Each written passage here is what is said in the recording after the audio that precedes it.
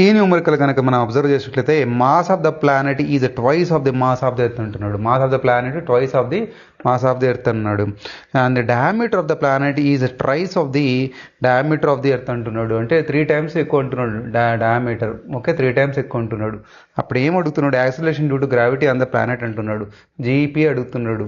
అడుగుతున్నప్పుడు మనం జీఈకి జీపీకి రెండింటికి ఫార్ములా రాద్దామండి. ఈ మూడు అన్ని డిపెండెంట్ ఏమేమి ఉన్నది? ఎంఆర్ స్క్వేర్ మీద డిపెండ్ అయి ఉంది కదా. చలో ఇప్పుడు ఏం పెడదామంటే జీపీ బై జీఈ రాద్దాం. జీపీ బై జీఈ రాస్తే మనకి జీపీ వాల్యూ వచ్చేస్తుంది. GP by GM M by radius, అంటే రేడియస్ డయామీటర్ టర్మ్స్లో ఇచ్చాడు కాబట్టి రేడియస్ని ఎలా రాయొచ్చు? డయామీటర్ బై 2 అని రాయొచ్చు మనం.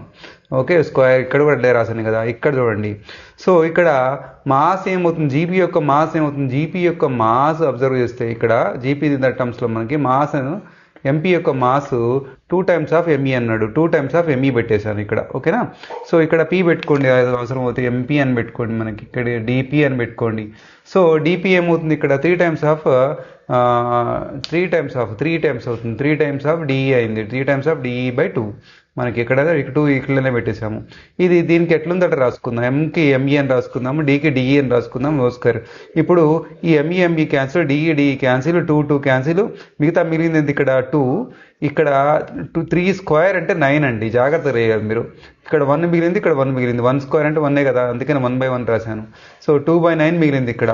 ఏ జీని తీసుకొచ్చాను నేను. జీఈ అంటే 2/9 ఆఫ్ జీఈ అన్నట్టు. ఇది మనకు ఆన్సర్ ఎక్కడ కనబడుతుంది? 2/9 ఆఫ్ జీఈ అన్నట్టు. ఇది సి అనేది మనకు ఆన్సర్ అండి.